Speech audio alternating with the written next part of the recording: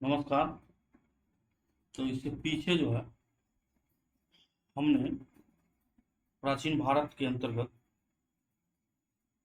सिंधु घाटी सभ्यता स्टार्ट किया था, जिसमें हमने वर्णन किया था इतिहास के 3 खंडों, प्रागैतिहासिक काल, आधैतिहासिक काल और ऐतिहासिक काल।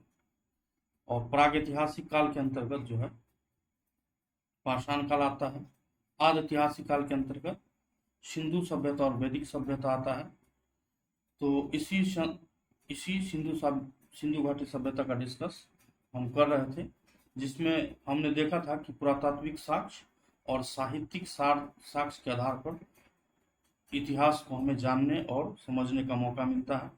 जिसमें पुरातात्विक साक्ष्य में जैसे कि अभिलेख हो गया, इसका डिस्कस हम किए, पीछे की वीडियो में उपलब्ध है। मृदभांड का डिस्कस किया गया, मृदभांड कितना प्रकार का होता है उसका डिस्कस किया गया। गैरिक मृदभांड, चित्रित धूसर मृदभांड, काले लाल मृदभांड, उत्तरी काले पॉलिशदार मृदभांड, कृष्ण लोहित मृदभांड, ये सब का डिस्कस पीछे की वीडियो में किया गया है। ठीक है, आपने नहीं देखा तो वहां से आप देख सकते हैं। ठीक है, देखिए पुरातात्विक साक्ष्य में अभिलेख, मृदभांड, सिक्का, भवन और स्मारक, इसका डिस्कस हो चुका है। अब हम इस वीडियो में डिस्कस कर रहे हैं साहित्यिक साक्ष्य के क्या क्या स्रोत, साहित्यिक साक्ष्य के क्या क्या स्रोत हैं। जैसे कि साहित्यिक स्रोत में वैदिक साहित्य आता है, वैदिक को ब्राह्मण साहित्य भी बोलते हैं, बौद्ध साहित्य और जैन साहित्य। धार्मिक साहित्यिक स्रोत को हम 2 भाग में बांट लिए हैं। पहले को हम क्या बोलेंगे, धार्मिक स्रोत, दूसरे को धर्मेत्तर साहित्य। और धार्मिक स्रोत के अंतर्गत क्या क्या रखे हैं, वैदिक या ब्राह्मण साहित्य, बौद्ध साहित्य, उसके बाद जैन साहित्य। तो वैदिक या ब्राह्मण साहित्य के अंतर्गत क्या क्या आ जाएगा, 4 वेद, ऋग्वेद, यजुर्वेद, अथर्ववेद और सामवेद। उसके बाद ब्राह्मण ग्रंथ आता है, अरण्यक आ जाएगा, उपनिषद आ जाएगा, रामायण, महाभारत, ये सब जो है, ये सब के आधार पर इतिहास का निर्धारण किया गया है। ठीक है, स्रोत है ये सब जानने का, इतिहास को जानने का। ठीक है, उसके बाद बौद्ध साहित्य के अंतर्गत हम लोग विनय पीटक, सूत पीटक, अभिधम पीटक, क्या क्या है, विनय पीटक, सूत पीटक, अभिधम पीटक। और जैन साहित्य के अंतर्गत आएगा अक्षरांग सूत्र, भगवती सूत्र। ठीक है, ये सब धार्मिक स्रोत है इतिहास को जानने का। ठीक है, और धर्मेत्तर साहित्य के अंतर्गत आएगा देशी साहित्य और विदेशी साहित्य। देशी साहित्य में कौटिल्य का अर्थशास्त्र और विदेशी साहित्य में मेगास्थनीज का अर्थशास्त्र। ये सब बुक के सहायता से हमें इतिहास जानने का मौका मिलता है। तो आते हैं, डिस्कस करते हैं सिंधु घाटी सभ्यता, स्टार्ट करते हैं। सबसे पहले सिंधु घाटी सभ्यता को नामकरण के आधार पर हम देखते हैं कि नामकरण इसका किस हिसाब से किया गया। क्योंकि सिंधु घाटी सभ्यता जो है का क्षेत्र जो है बहुत व्यापक है, बहुत बड़ा क्षेत्र है। और शुरू में हड़प्पा और मोहनजोदड़ो, शुरू में क्या हुआ कि हड़प्पा और मोहनजोदड़ो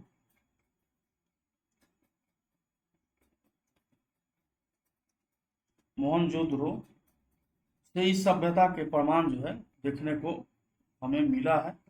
इसीलिए विद्वानों के द्वारा इस सभ्यता का नाम जो है दे दिया गया सिंधु घाटी सभ्यता, सिंधु घाटी सभ्यता। क्योंकि यह क्षेत्र जो है सिंधु और उसके सहायक नदी के क्षेत्र में आता था। बाद में क्या हुआ, रोपर, लोथल, कालीबंगा, बनावली आदि क्षेत्र भी इस सभ्यता के शेष जो है प्राप्त हुए मिले हैं। तो सिंधु और उसकी सहायक क्षेत्र से बाहर थे, यानी कि सिंधु नदी और उसके सहायक नदी जो है उससे ये जो क्षेत्र है, कौन कौन, रोपर, लोथल, कालीबंगा, बनावली, ये सब क्षेत्र जो है बाहर था। तो इतिहासकार क्या किया कि जो पहला स्थल मिला, यानी कि पहला स्थल हड़प्पा मिला, तो इसका नामकरण जो किया गया, इसको नाम दे दिया गया हड़प्पा की सभ्यता। सबसे पहला स्थल खोजा गया हड़प्पा।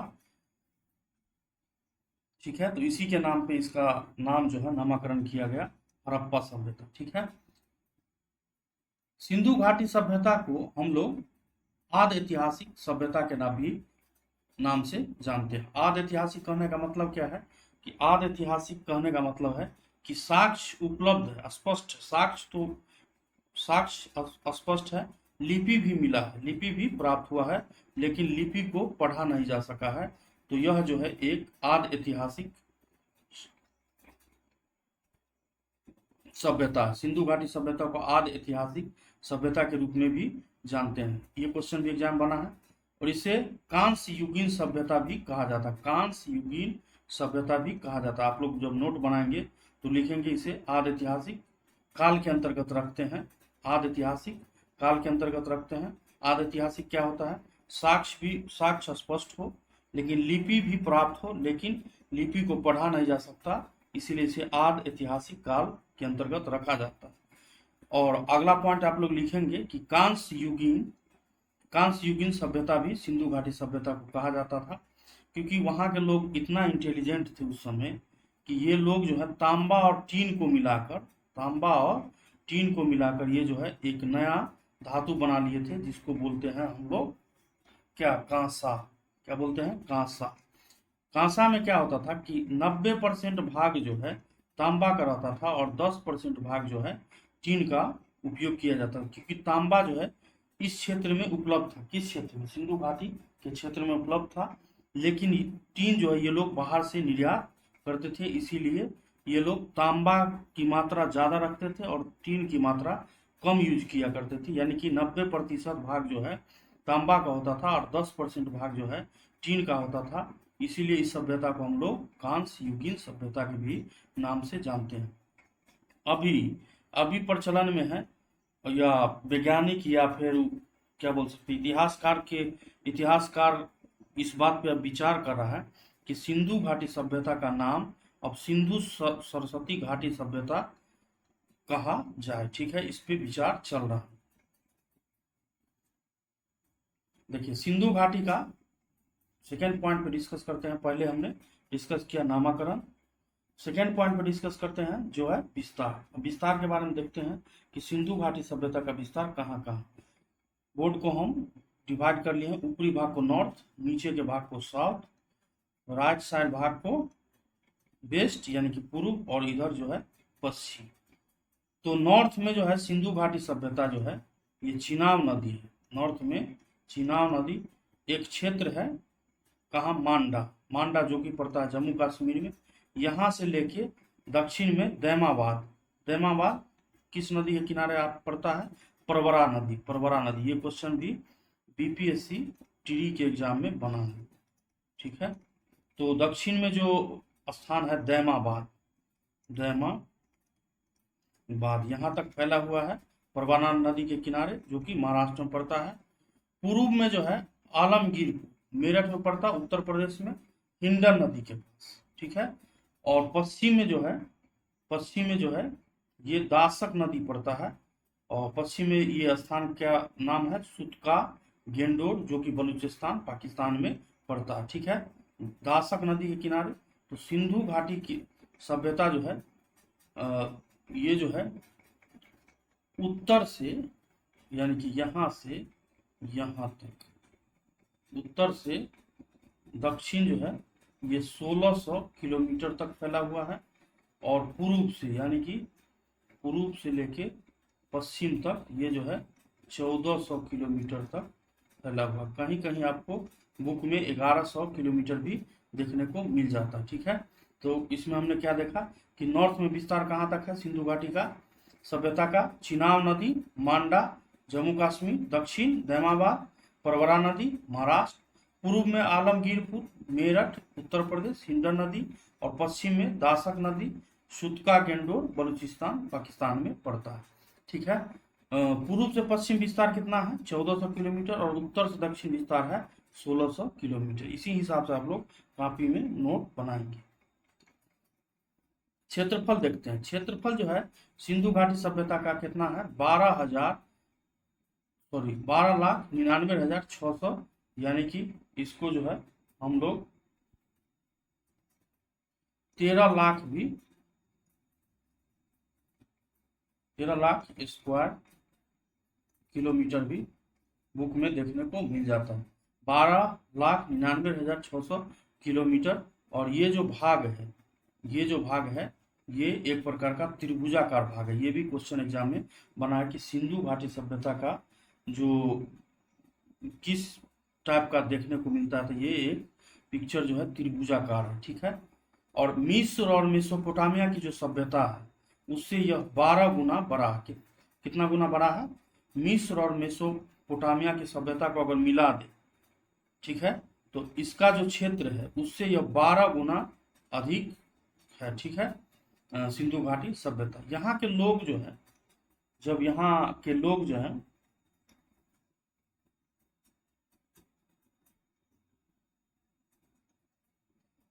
देखिए, सिंधु घाटी सभ्यता के निर्माताओं के निर्धारण का महत्वपूर्ण स्रोत जो है उत्खनन से प्राप्त कंकाल है। सबसे अधिक कंकाल जो है मोहनजोदड़ो से मिला है। कहाँ से? मोहनजोदड़ो से मिला है, ठीक है। तो सिंधु और इस कंकाल का जब परीक्षण किया गया तो यहाँ के लोग मुख्यतः चार प्रजाति के लोग थे। प्रोटो एस्ट्रेलॉइड, दूसरा भूमध्य सागरीय। सबसे अधिक लोग जो है, या सबसे अधिक कंकाल बोल सकते हैं, सबसे अधिक कंकाल जो है ये मिला है भूमध्य सागरीय। सबसे अधिक कंकाल मिला है मोहनजोदड़ो से। और यहाँ के और प्रजाति था मंगोलॉइड और एक था अल्पाइन। यानी कि 4 प्रजाति के लोग इस सभ्यता में देखने को मिलता था। और इसका जो है कंकाल जो है इस सभ्यता से प्राप्त हुआ है। कौन कौन है? प्रोटो ऑस्ट्रेलॉइड, भूमध्य सागरीय, मंगोलॉइड, अल्पाइन, ठीक है। और क्वेश्चन बने कि यहाँ किस प्रजाति के लोग रहा करते थे, तो ये चारों क्या हो जाएगा? मिश्रित प्रजाति के लोग यहाँ निवास करते थे। और सबसे अधिक निवास भूमध्य सागरीय लोगों का कंकाल देखने को मिल जाता। कार्बन डेटिंग यानी कि C14 कार्बन डेटिंग और डेंट्रोलॉजी। डेंट्रोलॉजी किसको बोलते हैं? डेंट्रोलॉजी बोलते हैं वृक्ष के विज्ञान को डेंट्रोलॉजी बोलते हैं। तो कार्बन डेटिंग और डेंट्रोलॉजी के आधार पर यह तय किया गया कि यह काल जो है 2350 ईसा पूर्व से लेकर 1750 ईसा पूर्व तक के बीच का है। यह जो है सभ्यता जो है लगभग 600 वर्षों तक अस्तित्व में रहा, ठीक है। इससे भी क्वेश्चन बना है कि कार्बन डेटिंग और डेंट्रोलॉजी, जो कि क्या होता है? डेंट्रोलॉजी वृक्ष के विज्ञान को कहा जाता है।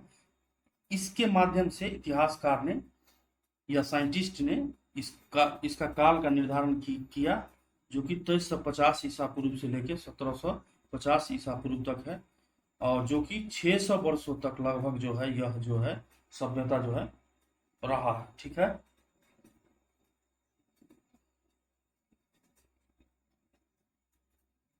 कुछ और पॉइंट है डिस्कस करने को? देखिए, डिस्कस कर लेते हैं। कुछ और पॉइंट है। सर्वप्रथम जो है चार्ल्स मैसन ने 1826 में सेंधव सभ्यता का पता लगाया, जिसका सर्वप्रथम वर्णन जो है ये 1842 में एक बुक प्रकाशित पुस्तक में किया। चार्ल्स मेसन ने 1826 में सिंधु सभ्यता का पता लगाया, जिसको जो है 1842 ईस्वी में प्रकाशित पुस्तक में इसका जो है विवरण किया। और उसके बाद जो है 1921 ईस्वी में भारतीय पुरातत्व पुरातत्व सर्वेक्षण विभाग, भारतीय पुरातत्व सर्वेक्षण विभाग के तत्कालीन अध्यक्ष जो थे, इसका अध्यक्ष कौन था? John Marshall, sir John Marshall के नेतृत्व में दया राम साहनी ने उत्खनन कर इसके प्रमुख जो नगर है, जो हड़प्पा, जिसका डिस्कस हमने पहले भी किया, हड़प्पा का पता लगाया। इसीलिए इसका नाम जो है ये इन्होंने हड़प्पा सभ्यता रखा। ठीक है, सबसे पहला जो शहर मिला उसको क्या नाम रखा, पहला जगह मिला उसको हड़प्पा नाम रखा, और उसी के नाम पे ये हड़प्पा सभ्यता जो है इसका नाम रखा। ठीक है, फिर से सुन लीजिए। चार्ल्स मेसन जो है 1826 में सिंधु सभ्यता का पता लगाता है, और ये जो अपने बुक 1842 में एक बुक प्रकाशित करता है, उसमें इस जगह का वर्णन करता है। 1921 में ईस्वी में भारतीय पुरातत्व सर्वेक्षण विभाग का जो अध्यक्ष है सर जॉन मार्शल के नेतृत्व में पुरातत्वविद दयाराम साहनी के द्वारा यह जो है जगह का उत्खनन करवाया गया, जिसमें सबसे पहला जो सबसे पहले जगह मिला उसको हड़प्पा नामक जगह मिला। तो इसी के नाम पे जो है हड़प्पा सभ्यता का नामकरण किया गया। ठीक है, इसी हिसाब से आप लोग नोट बनाएंगे।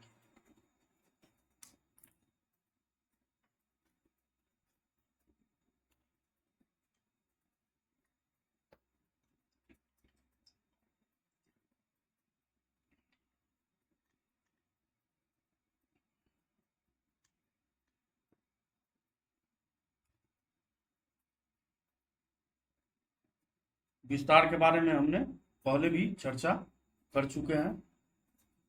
अब हम देखते हैं इसके जो प्रमुख स्थल हैं, क्या क्या प्रमुख स्थल जो प्राप्त हुए हैं। प्रमुख स्थल, सबसे पहले हम क्या देखें, नामा,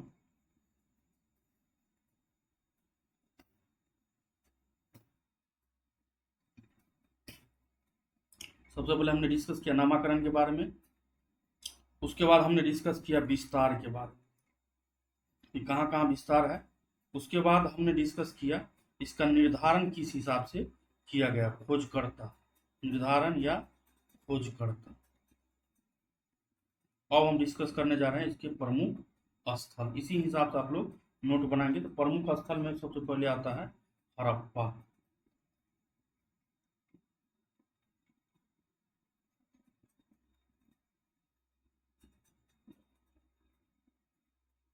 सबसे पहले आता है हड़प्पा।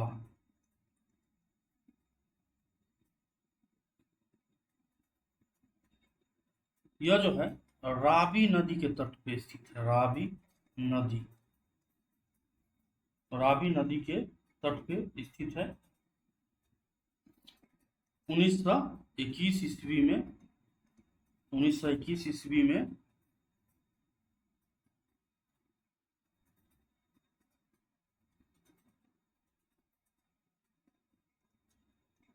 दया राम साहनी के द्वारा उत्खनन किया गया। पहला पॉइंट क्या हो गया, रावी नदी के तट पर स्थित है। 1921 में सर जॉन मार्शल के नेतृत्व में पुरातत्वविद दयाराम साहनी के द्वारा जो है इसका जो है पता लगाया गया या उत्खनन किया गया। ठीक है, कहाँ पड़ता है, रावी नदी के तट पे पड़ता है, जो कि कहाँ है, पाकिस्तान के पंजाब प्रांत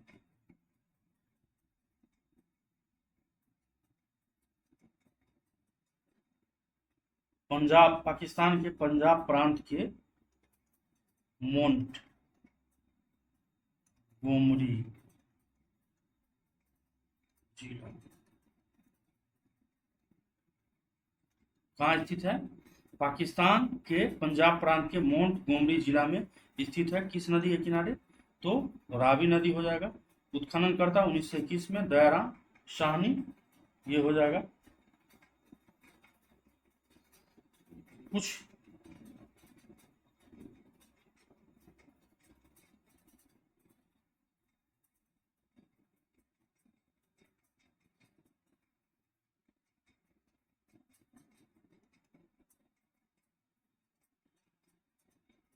यहां से क्या क्या मिला है इसके विषय में जान लेते हैं। कब्रिस्तान जो है, कब्रिस्तान R37 मिला है। शवाधान पेटिका मिला है, शवाधान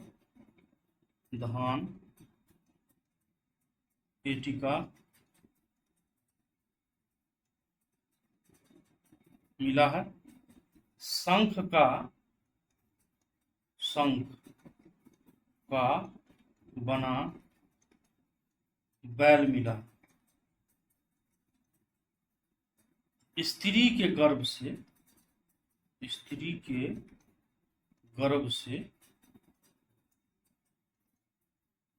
निकलता हुआ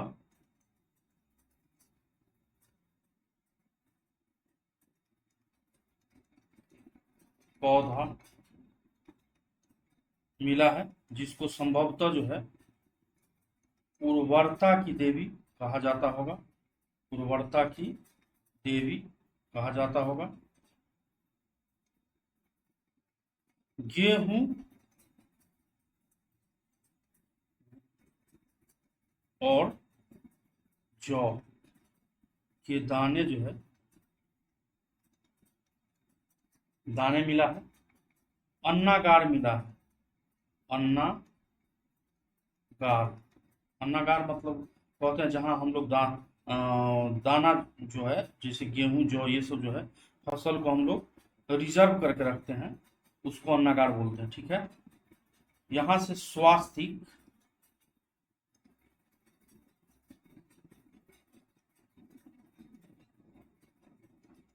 एवं चक्र के साक्ष्य मिला है। और सीपी का पैमाना मिला।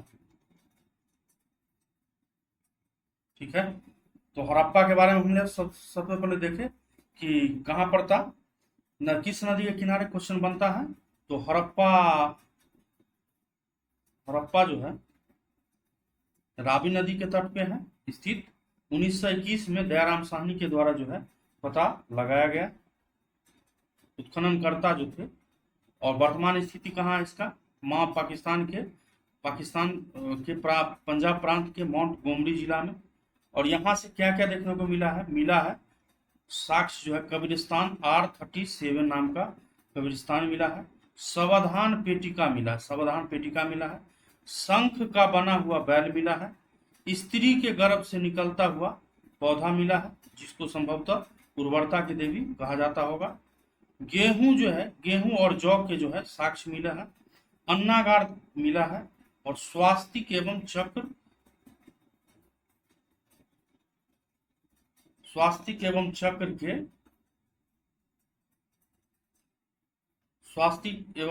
के साक्ष्य मिले हैं। ठीक है। और सीपी का पैमाना यहां से प्राप्त हुआ।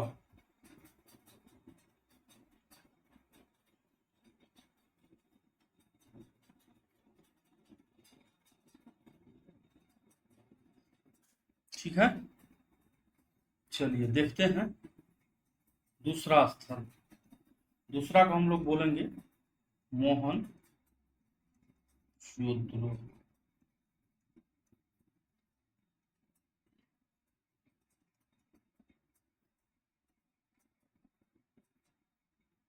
नदी इसका हो जाएगा, पीला से लिखते हैं, पीला से अच्छे से लिखा जाता है।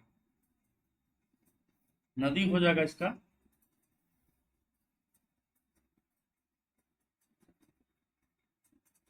सिंधु।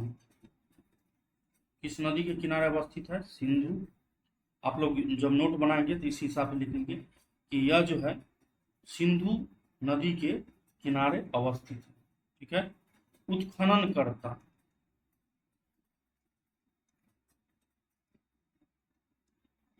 उत्खनन करता कौन हो जाएगा?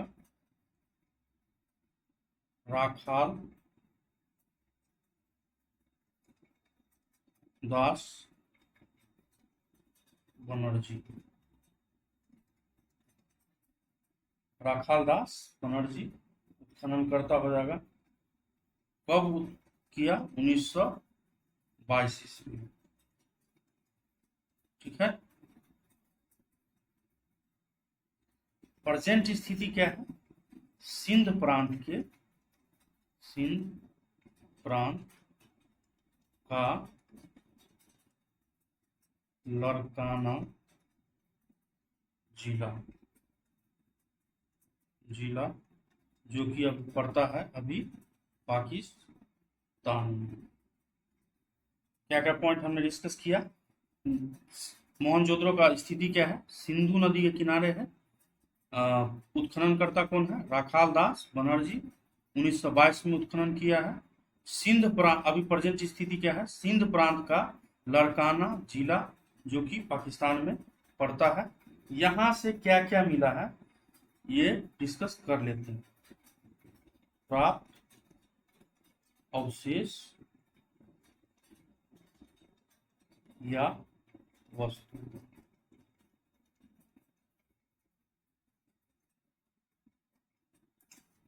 देखिए यहां से सबसे बड़ा जो है बृहद स्नानागार, ग्रेट बाथ बोलते हैं। स्नानागार मतलब नहाने के लिए जो स्थल उपयोग में लाया जाता है वो बृहद स्नानागार यहाँ से मिला है। ठीक है, ग्रेट बाथ। उसके बाद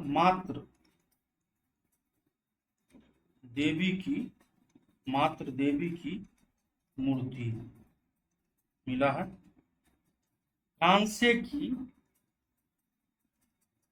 कांस्य, जैसे हमने पहले डिस्कस किया कि यहाँ के लोग इतना परिपक्व हो चुके थे क्योंकि जो कि कांस्य का निर्माण करते थे।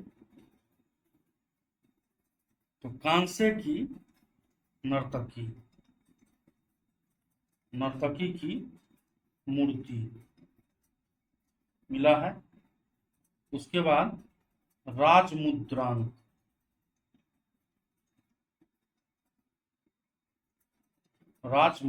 मिला है। उसके बाद मुद्रा पर अंकित, जैसे अभी हम लोग जैसे छोटा छोटा जो सिक्का है उस पे जो हम लोग जैसे देखते हैं कोई महापुरुष का पिक्चर जो है देखने को मिल जाता है, भगवान का पिक्चर मिल जाता है, तो उसी हिसाब से मुद्रा पर जो है अंकित पशुपतिनाथ की मूर्ति मिला है। पशुपतिनाथ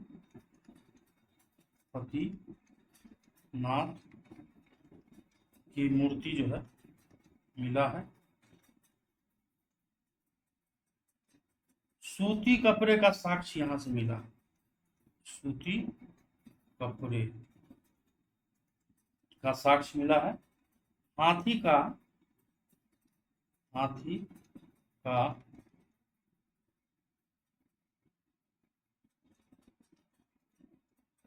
कपाल खंड जो है मिला है।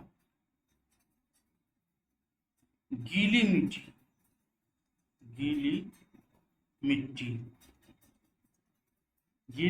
के दिए, जैसे हम लोग अभी दिए जब हम लोग जलाते हैं जैसे दीपावली में, तो वो पका हुआ होता है, लेकिन यहाँ से गीली मिट्टी के दिए के साक्ष्य मिला है। और क्या क्या मिला है देखते हैं अगले पेज में।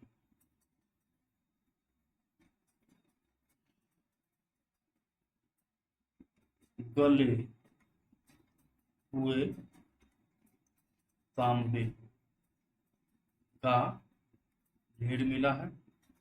गले हुए तांबे का ढेर मिला है। सीपी की बनी हुई पटरी मिली। सीपी की बनी पटरी मिला है।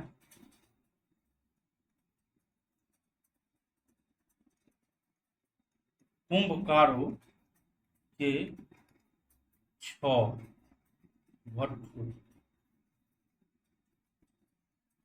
भट्ठों के अवशेष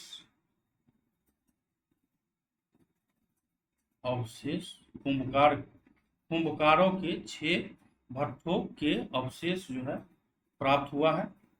और यहाँ से मिट्टी का तराजू भी मिला। मिट्टी का तराजू भी मिला है। और सबसे बड़ी ईंट का साक्ष मिला। ये सब जो है मोहनजोदड़ो से प्राप्त हुआ। ठीक है।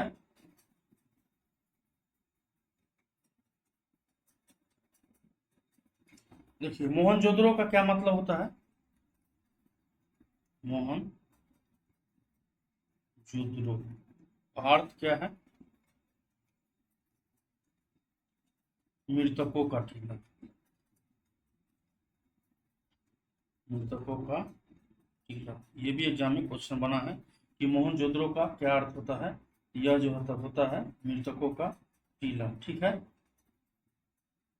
यहाँ का जो शासन व्यवस्था था, शासन जो है व्यवस्था था राजतंत्रात्मक।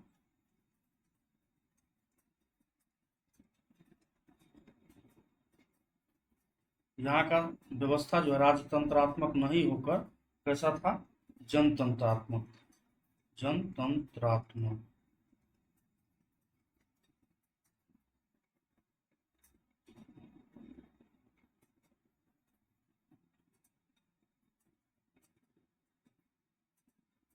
देखिए क्वेश्चन बना था कि सर्वाधिक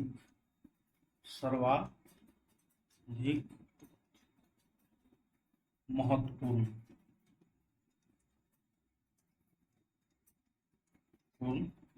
स्थल क्या हो जाएगा, बृहद स्नानागार।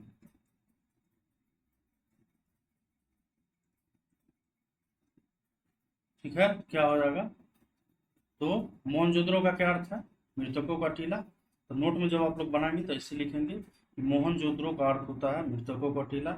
यहाँ की का शासन व्यवस्था जो है राजतंत्रात्मक न होकर जनतंत्रात्मक हुआ करता था।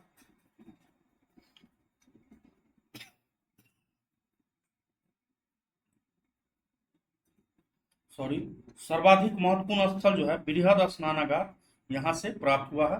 और क्या क्या मिला है इसका डिस्कस हमने किया है कि उत्खननकर्ता कौन था, राखालदास बनर्जी। किस नदी के किनारे, सिंधु नदी के किनारे। कब हुआ, 1922 में। अभी प्रेजेंट स्थिति है सिंध प्रांत का लड़काना जिला जो कि पाकिस्तान में पड़ता है। और क्या क्या प्राप्त हुआ है यहाँ से हमने डिस्कस किया कि बृहद स्नानागार, मातृ देवी की मूर्ति, कांस्य की नर्तकी की मूर्ति जो है ये मिला है। राज मुद्रांक जो है मिला है। मुद्रा पर अंकित जो है पशुपतिनाथ की मूर्ति प्राप्त हुआ है। सूती कपड़े का साक्ष्य मिला है। हाथी का कपाल खंड यहाँ से मिला है। गीली मिट्टी के दिए के साक्ष्य प्राप्त हुआ है। और उसके बाद गले हुए तांबे का ढेर प्राप्त हुआ है। सीपी का बना पटरी मिला है। कुंभकारों के 6 भट्ठों के अवशेष प्राप्त हुआ है। मिट्टी का तराजू मिला है। और सबसे बड़ा जो है ईंट का साक्ष्य यहाँ से मिला है। मोहनजोदड़ो का क्या अर्थ होता है, मृतकों का टीला। शासन व्यवस्था था राजतंत्रात्मक न होकर जनतंत्रात्मक था। और सर्वाधिक महत्वपूर्ण स्थल जो है बृहद स्नानागार को माना जाता है। इसी हिसाब से एग्जाम में जो है क्वेश्चन बनाता है। ठीक है। और इससे पीछे भी हमने डिस्कस किया कि यहाँ के लोग जो है तांबे और टीन को मिलाकर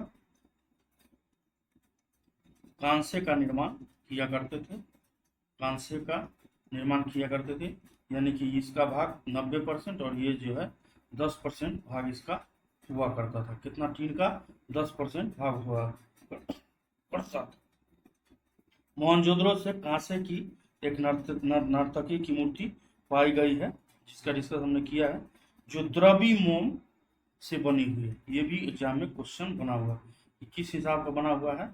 नर्तकी कांसे की एक नर्तकी की मूर्ति का साक्ष्य मिला है, जो कि द्रवी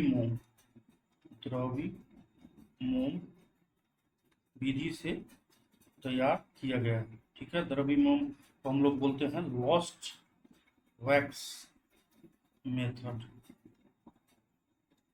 लॉस्ट वैक्स मेथड के द्वारा जो है, द्रवी मोम विधि के द्वारा जो है कांसे की जो एक नर्तकी की मूर्ति है, उसका जो है निर्धारण मूर्ति बनाया गया है। ठीक है, तो इस वीडियो में हमने दो ही प्रमुख क्षेत्र का डिस्कस किया। सबसे पहले जो है सिंधु घाटी सभ्यता के नामाकरण के विषय में हमने देखा। उसके बाद हमने विस्तार के बारे में हमने चर्चा किया। उसके बाद जो है निर्धारण की कैसे किया गया है, इसका डिस्कस हमने किया। उसके बाद प्रमुख स्थल जो है क्या क्या प्राप्त हुए हैं। प्रमुख स्थल में हमने मात्र हड़प्पा और मोहनजोदड़ो का इस वीडियो में डिस्कस हमने किया।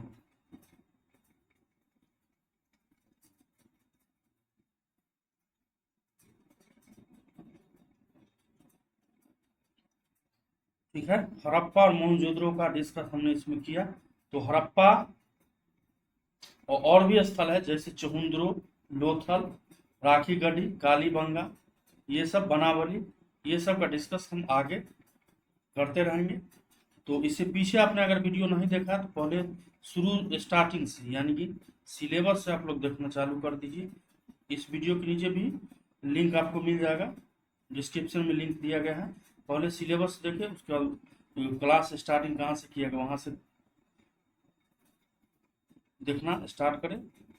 सभी क्लास को बारी बारी से देखेंगे, तब धीरे धीरे आपको क्लास समझ में आना स्टार्ट हो जाएगा। तो अभी जो स्थल बचा हुआ, जैसे चहुंद्रो, कालीबंगा, कोटदीजी, रंगपुर, ये सब का डिस्कस हम आने वाले वीडियो में करेंगे।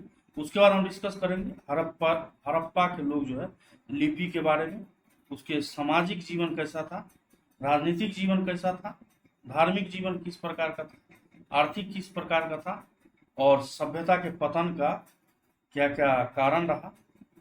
ठीक है, इस सब का डिस्कस आपको आने वाले समय में किया जाएगा। किसी भी प्रकार का अगर त्रुटि आपको वीडियो में नजर आता है या किसी प्रकार का भूल हो जाता है तो हम उसके लिए क्षमा प्रार्थी हैं। और आप कोई सुझाव देना चाहते हैं तो आप जरूर सुझाव दें। तो मिलते हैं इसके नेक्स्ट वीडियो में, तब तक के लिए नमस्कार।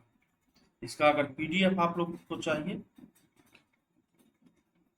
तो आप लोग कमेंट जरूर करें, PDF भी प्रोवाइड करा दिया जाएगा। ठीक है।